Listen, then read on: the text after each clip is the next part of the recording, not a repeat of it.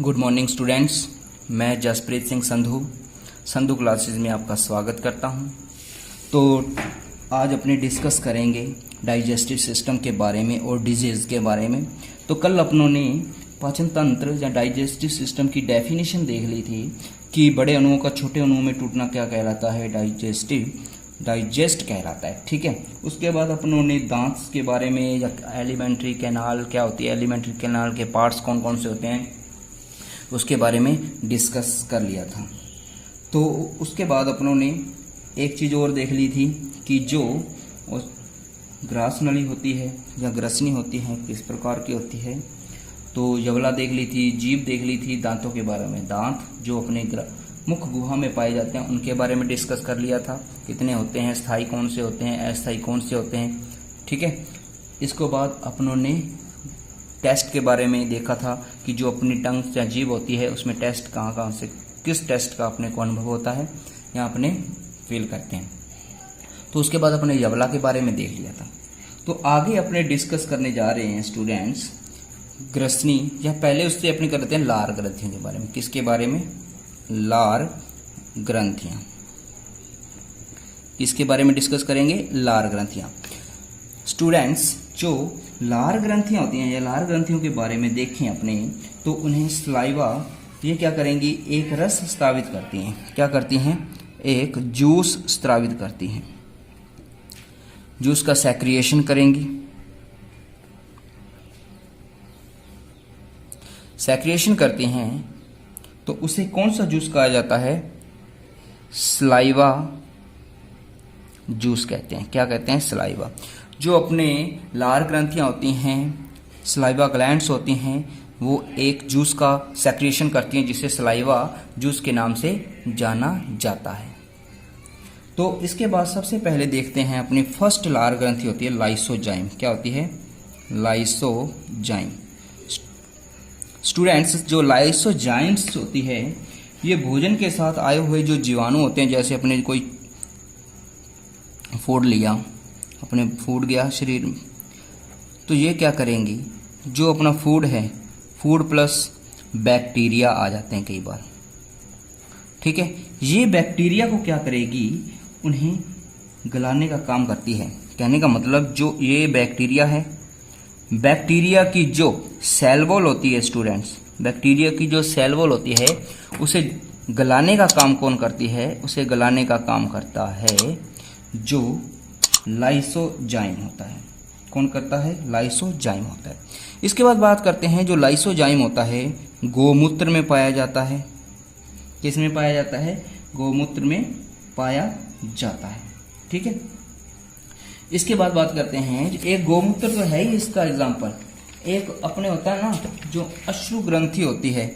अश्रु ग्रंथि को आप जानते हो कौन सी होती है? अश्रु ग्रंथि, अश्रु ग्रंथि होती है लैक्राइमर, लैक्राइमर। ठीक है। उससे भी यह लाइसोजाइम स्रावित होता है। लाइसोजाइम और कहां से स्रावित होता है? लैक्राइमर ग्लैंड के द्वारा से। ठीक है। यह भी बैक्टीरिया को नष्ट करता है। तो इसके बाद बात करते हैं कि जो एक अपने और ग्लैंड होती है यहां से टॉयलिन स्रावित होता है। क्या स्रावित होता है? टॉयलिन। टॉयलिन इसे कहते हैं लार एमाइलेज। किस नाम से जाना जाता है? लार एमाइलेज भी कहते हैं इसे, या सिलावा अमाइलेज की। ये किसका पाचन करेगा? ये करता है स्टार्च का पाचन, स्टार्च का डाइजेस्ट करता है। ठीक है। स्टार्च का पाचन करेगा, स्टार्च को किस में बदल देगा? माल्टोज में। माल्टोज को कैसी शर्करा है बच्चों? ये मीठी शर्करा। माल्टोज कैसी शर्करा है? मीठी शर्करा है। और टॉयलिन के पीएच की बात करें तो ये होता है, इसका पीएच मान होता है 6.8। कितना होता है? 6.8 होता है। जो माल्टोज शर्करा होती है बच्चों, ये पाई जाती है गन्ने में। ठीक है। तो अपने जो बात की थी, जो ग्रसनी होती है, ग्रसनी के ऊपर एक ढक्कन पाया जाता है ठीक है, उस ढक्कन को किस नाम से जाना जाता है? उस ढक्कन को कहते हैं एपिग्लोटिस। क्या कहते हैं? एपिग्लोटिस कहते हैं। क्या कहते हैं? जो अपनी ग्रसनी होगी, ग्रसनी के ऊपर एक ढक्कन पाया जाएगा, जिसे किस नाम से जाना जाएगा? एपिग्लोटिस के नाम से जाना जाएगा। इसके बाद बात करते हैं अपने स्टूडेंट्स ग्रसनी के बारे में। किसके बारे में? ग्रसनी। जो अपने शरीर में, जो मानव शरीर में ग्रसनी होती है, उसकी अपनी देखी थी लंबाई कितनी? 2.5 सेंटीमीटर। कितनी थी? लेंथ कितनी? 2.5 सेंटीमीटर होती है। ठीक है, इसके बाद बात करते हैं ये क्या करेगा? ये जो अपने भोजन होता है ना, तो और वायु होती है, उसका उभयनिष्ठ मार्ग होता है। भोजन और वायु का उभयनिष्ठ मार्ग, ये होती है ग्रसनी। क्या होती है? ग्रसनी ये होती है भोजन और वायु का उभयनिष्ठ का मार्ग। का मतलब होता है इसमें से भोजन भी जाएगा और वायु भी जाएगी, दोनों जहां से निकलते हैं। और ये ग्रसनी के ऊपर एक ढक्कन पाया जाता है, जिसे किस नाम से जाना जाता है? एपिग्लोटिस के नाम से जाना जाता है। किस नाम से जानते हैं? एपिग्लोटिस के नाम से जानते हैं। एक बात और बच्चों, इंपॉर्टेंट बात है, इसमें कोई भी एंजाइम नहीं पाया जाता। इसमें किसी भी प्रकार का एंजाइम नहीं पाया जाता है। एंजाइम नहीं पाया जाएगा तो यह पाचन की क्रिया में क्या नहीं होती? कहने का मतलब पाचन की क्रिया में यह भाग नहीं लेती, अर्थात इसमें एंजाइम नहीं पाया जाएगा तो यह पाचन की क्रिया में जो ग्रसनी होगी वो भाग नहीं लेगी। और जो अपनी ग्रसनी होती है उसमें क्रमानुकुंचन गतियां चलती हैं। क्रमानुकुंचन गतियां चलती हैं। क्रमानुकुंचन गतियों का से क्या फायदा होगा? जो अपना भोजन है, जो अपना भोजन होगा उसको किस में धकेलेगा? ये उसमें धकेलेगा ग्रसिका में। किस में धकेलेगा? ग्रसिका में। ग्रसनी में क्रमानुकुंचन गतियां चलेंगी और क्रमानुकुंचन गतियों से जो भोजन जाएगा कहाँ जाएगा? ग्रसिका में जाएगा। ओके स्टूडेंट, तो ग्रसनी पर एपिग्लोटिस नामक ढक्कन बता दिया आपको। तो जो एपिग्लोटिस ढक्कन होता है वो क्या करेगा? जो श्वास जब अपने लेते हैं, श्वास नाल होती है, श्वास नाल जब अपने सांस लेते हैं और खाना खाते हैं, दोनों वक्त एक ही मार्ग खुला रहता है। जहां तो खुला रहेगा श्वास नाल वाला, जहां रहेगा किस वाला? भोजन वाला। अगर श्वास नाल वाला खुला रह जाए भोजन खाते वक्त श्वास नाल वाला खुला रह जाता है, तो इसमें भोजन के कण जाने से क्या होगा? अपने को हिचकी आ जाएगी। ठीक है, हिचकी आ जाएगी, जहां अपने पंजाबी में कह देते हैं अथू आ जाएगा। ठीक है, इस प्रकार से हिक्कप आने का कारण यही होता है। ठीक है, इसके बाद बात करते हैं अपने ग्रसिका जो होगी बच्चों। इसके बाद बात कर लेते हैं ग्रसिका की।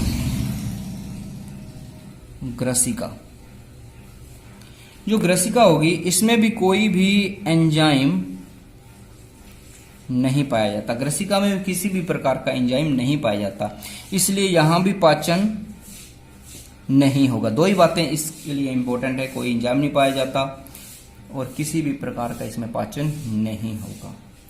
ठीक है, और इसके बाद बात करते हैं अपने जो मेन पार्ट्स आता है स्टमक या अमाशय। जो अपने बात करते हैं जो अपना अमाशय होता है स्टूडेंट्स, जो स्टमक होता है, तो उसमें क्या पाई जाएंगी? जठर ग्रंथियां पाई जाएंगी। क्या पाई जाएंगी? जठर ग्रंथियां पाई जाएंगी, अर्थात गैस्ट्रिक ग्लैंड। जो गैस्ट्रिक ग्लैंड होंगी वो गैस्ट्रिक जूस का अर्थात जठर रस का स्त्राव करेगी, जिसका पीएच मान कितना होगा? 0.9 से 1.5। 0.9 से कितना होगा? 1.5 होता है। तो जो अपना अमाशय होता है, स्टमक होता है, उसमें भोजन 3 से 4 घंटे रहता है। 3 से 4 घंटे अपने अमाशय में भोजन रहता है। ठीक है, अपने भोजन शरीर में कितना? अमाशय में भोजन कितना टाइम रहेगा स्टूडेंट्स? 3 से 4 घंटे अमाशय में भोजन रहेगा। एक बात और सबसे इंपॉर्टेंट बात होती है, कई बार पूछ लेते हैं कि जो अमाशय होता है उसमें कार्बोहाइड्रेट का पाचन नहीं होता। सबसे इंपॉर्टेंट बात है, जो अमाशय होगी उसमें कार्बोहाइड्रेट का पाचन नहीं होगा। इसके बाद बात करते हैं जो जठर रस है। क्या है? जठर रस अर्थात गैस्ट्रिक जूस। जो गैस्ट्रिक जूस है उसमें कौन कौन से पदार्थ पाए जाते हैं, उसमें क्या क्या पाया जाता है, इसके बारे में अपने डिस्कस करते हैं। जठर रस 97% भाग जो होता है, ये जैसे जठर रस है, इसमें से 97% भाग जो होगा वो क्या होगा? जल होगा, वाटर होगा। ठीक है। और साथ में जल के साथ क्या मिला होगा? श्लेष्मा और लवण। क्या होंगे? श्लेष्मा और लवण पाए जाते हैं। 97% भाग में जल प्लस श्लेष्मा प्लस लवण पाए जाते हैं। और जो अपने पास जो यह गैस्ट्रिक रस है, जठर रस है, उसमें पाया जाता है HCl, हाइड्रोक्लोरिक अम्ल। क्या होता है? हाइड्रोक्लोरिक अम्ल। हाइड्रोक्लोरिक अम्ल, हाइड्रोक्लोरिक अम्ल पाया जाता है। यह भोजन को कैसा बन देगा? इसका pH मान 1.2 तक होता है। यह भोजन को क्या कर देगा? अम्लीय बना देगा, एसिडिक नेचर भर देगा भोजन की। कैसी नेचर कर देगा? Acidic nature. भोजन को अम्लीय बना देता है ये। और ये क्या करेगा? जो जीवाणु रह जाते हैं या भोजन के साथ जीवाणु आते हैं, उनको क्या करेगा? जीवाणुओं को नष्ट कर देगा। जीवाणुओं को क्या कर देगा? नष्ट कर देगा। ठीक है। तो भोजन को सड़ने से बचाता है और हड्डियों को गलाता है। जो भोजन होगा उसको क्या करेगा? सड़ने से बचाएगा। और जो हड्डियां हैं, हड्डियों को यह गलाने का काम करता है। सबसे इंपॉर्टेंट सी बात, जो HCl है, जठर रस है, HCl होगा उसमें 1.2%। इसमें इसका HCl का pH मान होता है, या हाइड्रोक्लोरिक अम्ल कहते हैं। ये अम्लीय एसिडिक नेचर कर देता है भोजन की, जो फूड होता है उसकी, और जो जीवाणुओं को नष्ट कर देता है और सड़ने से, भोजन को सड़ने से बचाता है और हड्डियों को गलाता है ये। इसके बाद एक और होता है पेप्सिन। क्या आता है? पेप्सिन। ठीक है। यह भोजन को, प्रोटीन को पेप्टोन तथा पॉलीपेप्टाइड में बदल देता है। ये क्या करेगा? पेप्सिन का क्या काम होगा? प्रोटीन है अपने पास। ठीक है। क्या है? प्रोटीन। प्रोटीन को ये अपना पेप्सिन एंजाइम, प्रोटीन को किस में बदलेगा? प्रोटीन को बदल देगा पेप्टोन में। किस में? पेप्टोन्स में। और साथ किस में बदल देगा? पॉलीपेप्टाइड्स। ठीक है। पेप्सिन का कार्य क्या होता है? पी से पेप्सिन, पे से प्रोटीन, पी से पेप्टाइड और पी से पेप्टोन्स। जो प्रोटीन होगा पेप्सिन की प्रेजेंस में क्या करेगा? पेप्टोन्स और पॉलीपेप्टाइड्स में बदल देगा।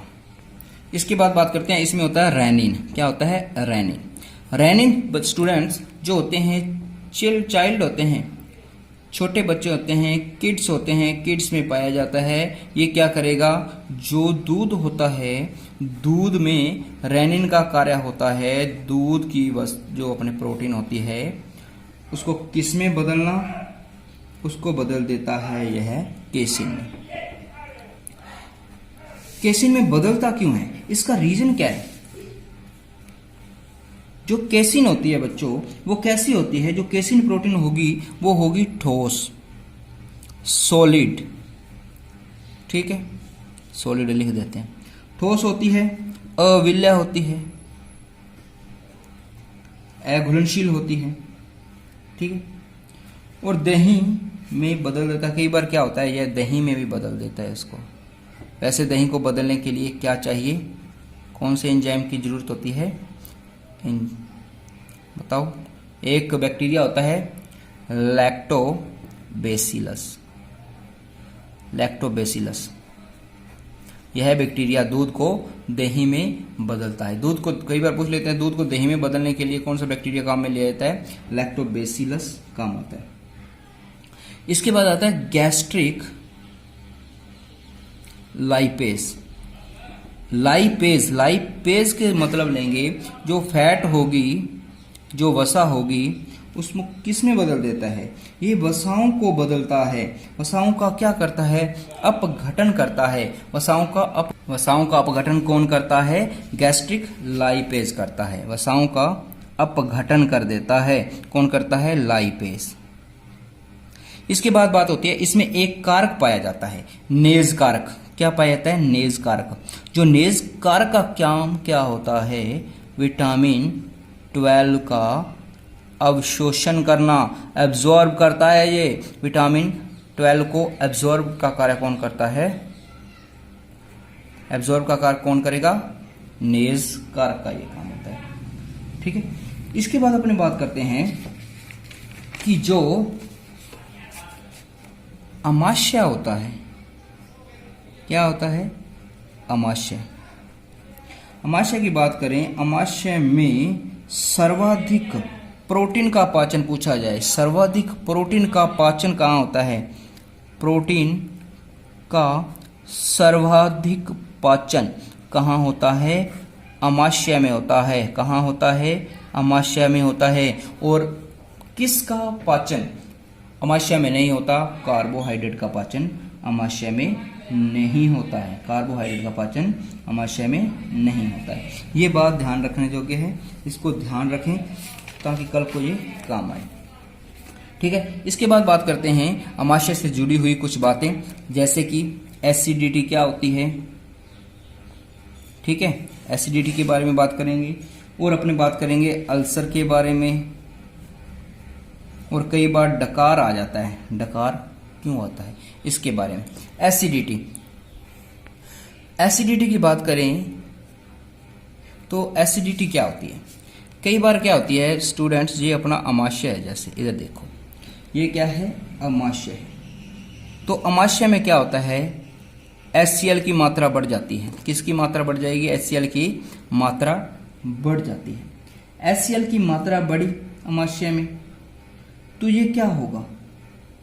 ये अमाशय की जो दीवारें हैं ना, इन दीवारों को क्या करता है? जलन उत्पन्न करेगा। HCl अमाशय की दीवारों पर जलन उत्पन्न करता है, जिसे ही क्या कहते हैं? एसिडिटी कहते हैं। जिसे क्या कहते हैं? एसिडिटी कहते हैं। HCl अमाशय की दीवारों पर अधिक मात्रा में HCl हो गया, ज्यादा स्राव हो गया, तो अमाशय की दीवारों पर जलन उत्पन्न करता है, जिसे ही किस नाम से जाना जाता है? एसिडिटी के नाम से जाना जाता है। सेकंड अपना था अल्सर। अल्सर का भी सेम ही कॉन्सेप्ट है। ये क्या है? अपना अमाशय है। अमाशय में अधिक मात्रा में स्राव हुआ HCl का, लेकिन यहां नहीं रुका, ये किस में चला गया? छोटी आंत में चला गया। छोटी आंत में चला गया तो छोटी आंत की जो दीवारें हैं, छोटी आंत की दीवारों पर ये क्या करेगा? जलन उत्पन्न करेगा, घाव दे देगा, जिसे किस नाम से जाना जाता है? अल्सर के नाम से जाना जाता है। छोटी आंत की दीवारों पर अमाशय के द्वारा स्त्रावित HCl के द्वारा जलन उत्पन्न करना या घाव उत्पन्न करना ही क्या कहलाता है? अल्सर कहलाता है। इसके बाद कहते हैं डकार। डकार किस लिए आते हैं? जैसे डकार क्या होता है? ये अपना अमाशय है। अमाशय पे एक ढक्कन पाया जाता है। क्या पाया जाता है? ढक्कन पाया जाता है। ढक्कन पाया जाता है, जिस ढक्कन को किस नाम से जाना जाता है? Pyloric cap. क्या कहते हैं? पाइलोरिक कैप कहते हैं।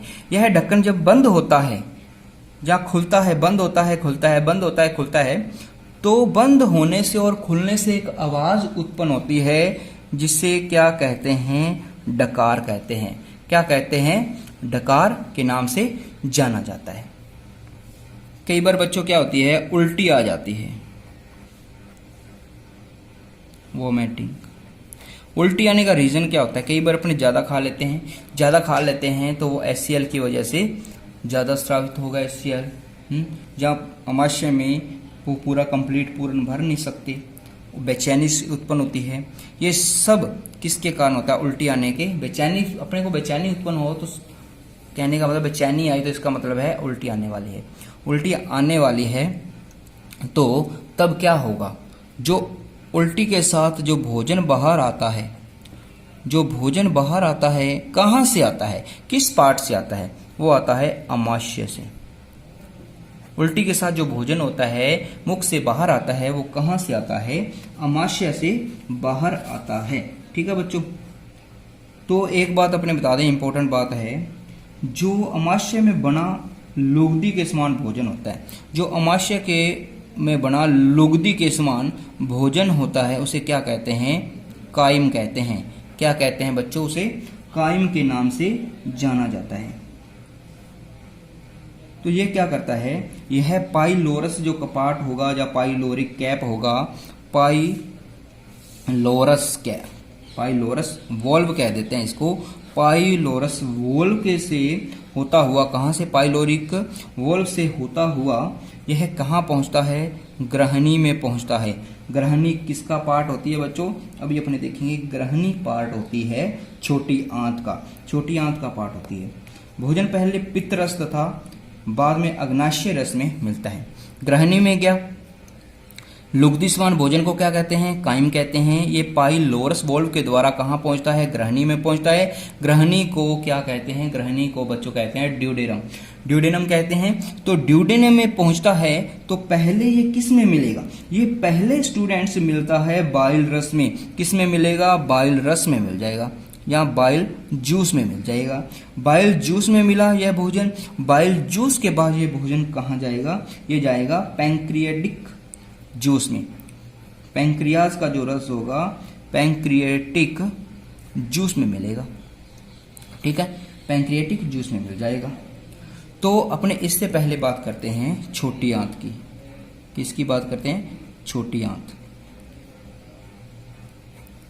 छोटी आंत की बात करें, छोटी आंत की बात करें तो कल भी अपने डिस्कस किया था, छोटी आंत तो वास्तव में छोटी नहीं होती। आंतों को किसके अकॉर्डिंग नापा जाता है? उनके व्यास के अकॉर्डिंग नापा जाता है। जो छोटी आंत होती है उसकी जो लेंथ की बात करें तो उसकी लेंथ होती है 6 से 7 मीटर। बड़ी आंत की बात करें तो 1.5 मीटर तक।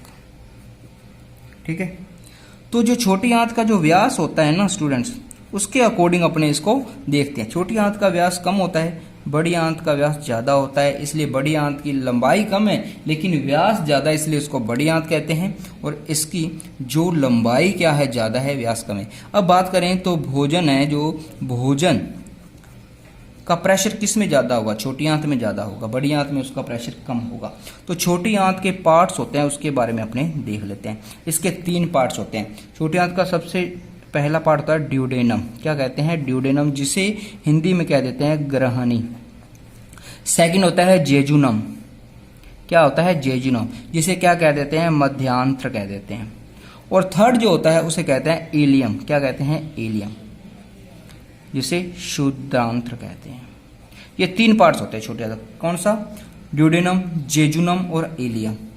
कहते हैं ड्यूडे ने जेजू को इल लिया, ड्यूडे ने जेजू को इल लिया, या ड्यूडे और जेजू को इल मिली।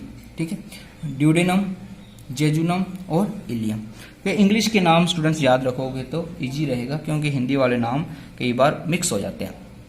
तो हिंदी में क्या कहते हैं? ड्यूडेनम को ग्रहणी, जेजुनम को मध्यांत्र और इलियम को शुद्धांत्र के नाम से जाना जाता है। ये 3 पार्ट्स होते हैं।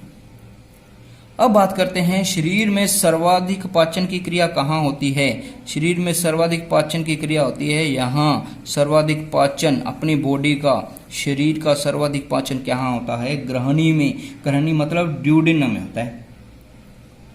अब बात करते हैं जो छोटी आंत होती हैं उसमें कोशिकाएं पाई जाती हैं, जिन्हें कहते हैं गोलबेट, गोलबेट कोशिकाएं। क्या कहते हैं? गोलबेट सेल्स या कोशिकाएं पाई जाती हैं। ये क्या करती हैं? जो श्लेष्मा का स्त्रावन करेंगी। किसका स्त्रावन करेंगी ये कोशिकाएं? श्लेष्मा का, श्लेष्मा का स्त्रावन या म्यूकस का सेक्रिएशन करेंगी। ठीक है, जो दीवारों पर नहीं रहेगा। किसकी दीवारों पर नहीं रहेगा? ये छोटी आंत की दीवारों पर नहीं रहेगा, छोटी आंत की दीवारों पर नहीं रहेगा जी, मिक्स रह जाएगा। अब ये क्या करेगा? जो श्लेष्मा या म्यूकस का स्त्रावन कौन करती है? गोलबैट्स कोशिकाएं करती हैं। ये स्त्रावन करेंगी तो ये किसके साथ मिल जाएगा? आंत्ररस के साथ। किसके साथ? आंत्ररस। आंत्ररस के साथ ये श्लेष्मा मिल गई, ये म्यूकस मिल गई, तो किसका निर्माण करेगी? सक्कस एटेरेकेसिस। सक्कस एटेरेकेसिस का निर्माण करेंगी। किसका निर्माण करेंगी? सक्कस एटेरेकेसिस का निर्माण करेंगे। अब बात करते हैं, जो छोटी आंत होती है उसमें दो प्रकार का रस पाया जाता है। छोटी आंत में दो प्रकार का रस पाया जाता है। वो रस कौन कौन सा होता है? सबसे पहले बात करते हैं, एक होता है अग्नाशय रस, पैंक्रियाटिक जूस। एक होता है पित्तरस, जिसे कहते हैं बाइल जूस। जिसे क्या कहते हैं? Bile juice. अमाशय रस, अग्नाशय रस, दो रस पाए जाते हैं छोटी आंत में। एक होता है अग्नाशय रस, एक होता है पित्तरस। अग्नाशय रस को पैंक्रियाटिक जूस कहते हैं और पित्तरस को बाइल जूस कहते हैं। ठीक है, अब अपने बात करते हैं अग्नाशय रस के बाद। अब अपनी बात करते हैं, छोटी आंत में दो प्रकार के रस पाए जाते हैं। ये बात की थी, एक बाइल रस जूस और एक पैंक्रियाटिक जूस। पहले बात करते हैं पैंक्रियाटिक जूस के बारे में। जो पैंक्रियाटिक जूस होता है बच्चों, वो हरे व पीले रंग का होता है, ग्रीन व येलो, ग्रीन एंड येलो रंग का होता है। ठीक है, ग्रीन व येलो कलर का होगा तो इसका पीएच मान कितना होता है? 7.6 से 7.77 तक। पैंक्रियाटिक जूस ग्रीन व येलो कलर होता है इसका, और 7.7 इसका होता है पीएच मान होता है। क्या होता है? पीएच मान कितना होता है? 7.6 से 7.7 तक इसका पीएच मान होता है। ठीक है, इसके बाद अपने बात करते हैं, इसमें एंजाइम कौन कौन से पाए जाते हैं। इसमें सबसे पहले बात करते हैं एंटेरोकाइनेज। कौन सा? एंटेरोकाइनेज, ट्रिप्सिन, काइमोट्रिप्सिन, ये एंजाइम होते हैं। इनका काम क्या होता है? एंटेरोकाइनेज, ट्रिप्सिन और काइमोट्रिप्सिन, इनका काम क्या होता है? प्रोटीन का पाचन करना। प्रोटीन को डाईपेप्टाइड में तोड़ देते हैं। किसमें? डाईपेप्टाइड में। ठीक है, सेकंड की बात करें, लाइपेज। लाइपेज का अभी आपको बताया था, उसका काम क्या होता है? जो अपने फैट है, फैट को किस में चेंज करता है लाइपेज? फैटी एसिड में। किसमें? फैटी एसिड प्लस ग्लिसरॉल में। इसके बाद एमाइलेज। जो एमाइलेज होगा वो क्या करेगा? स्टार्च को डाइसकेराइड में। जो फोर्थ नंबर है उसे कहेंगे सुक्रेज।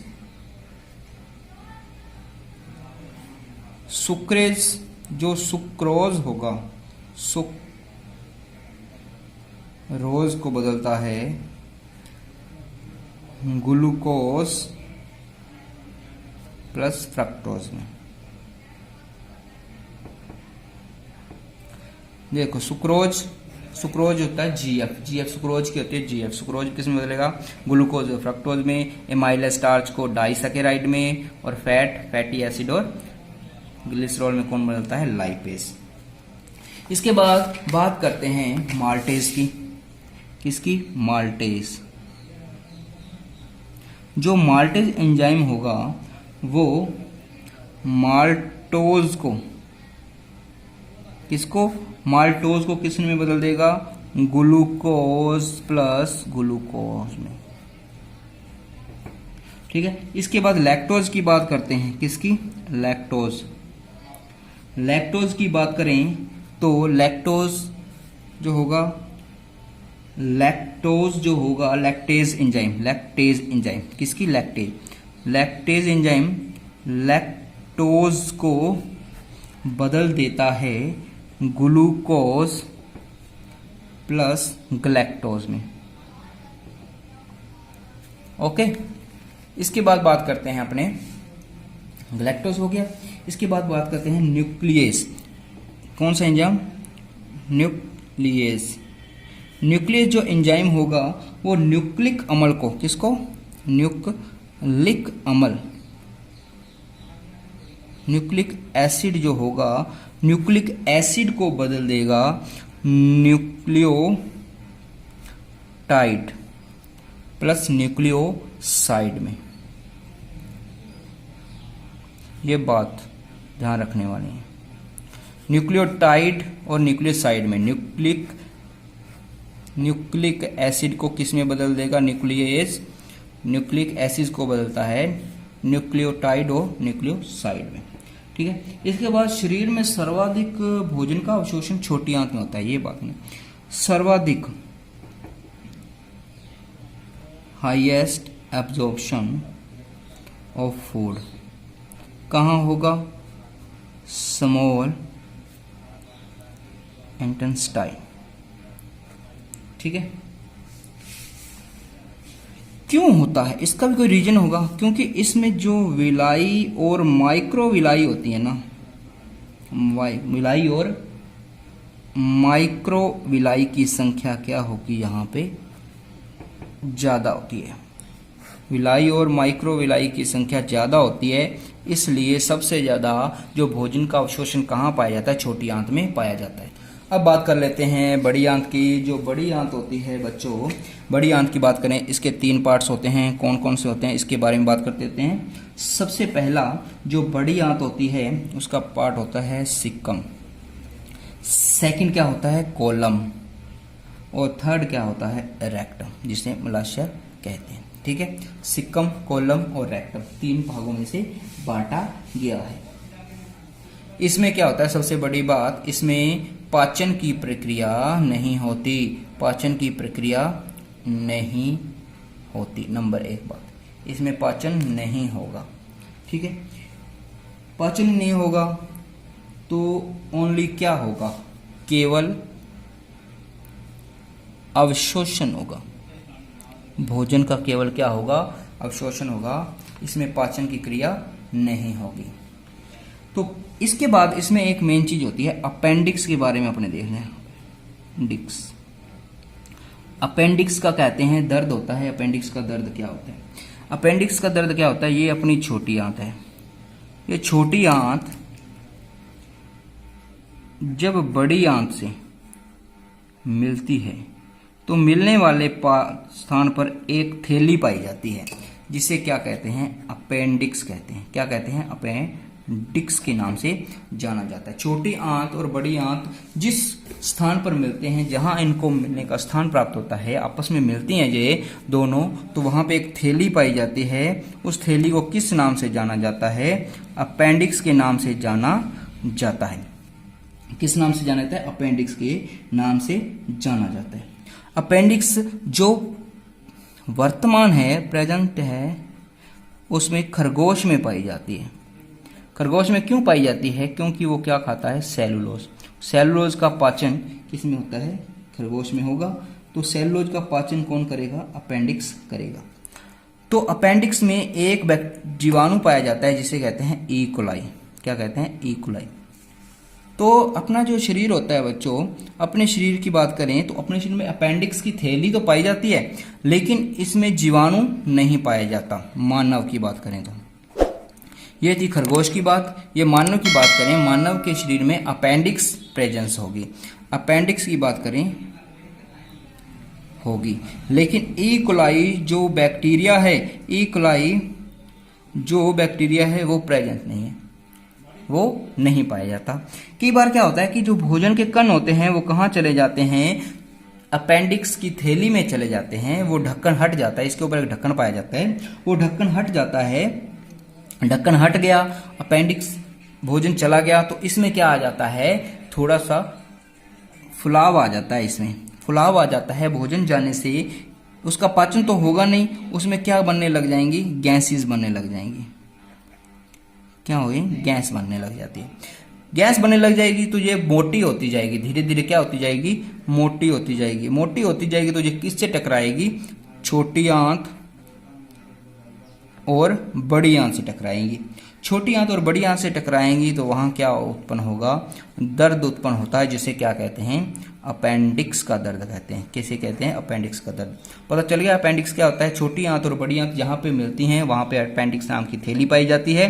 पहले के जमाने में क्या होता था, इसमें ई कोलाई जीवाणु पाया जाता था, लेकिन खरगोश में आजकल भी पाया जाता है क्योंकि ये सेलुलोज का पाचन करते हैं। तो अपेंडिक्स की जो थैली होती है उसमें कई बार भोजन, उसका ढक्कन हट जाता है तो भोजन चला जाता है। भोजन चला गया तो उसका पाचन नहीं होगा, पाचन नहीं होगा तो उसमें क्या बनेंगे, कई प्रकार की गैसेस बनती हैं। गैसेस बनती हैं तो गैसेस बनने से उसमें थोड़ा थोड़ा फुलाव आता है। जो फुलाव आने से वो कहाँ टकराती है, छोटी आंत और बड़ी आंत से टकराती है। जहां टकराने से क्या उत्पन्न होता है, दर्द उत्पन्न होता है। दर्द उत्पन्न होता है तो दर्द उत्पन्न होने से अपने क्या कहते हैं, यह अपेंडिक्स का दर्द है। ठीक है स्टूडेंट्स, आज के लिए इतना ही। आज अपन ने यहाँ तक पढ़ लिया। कल अपने यकृत के बारे में देखेंगे कि यकृत का क्या रोल है।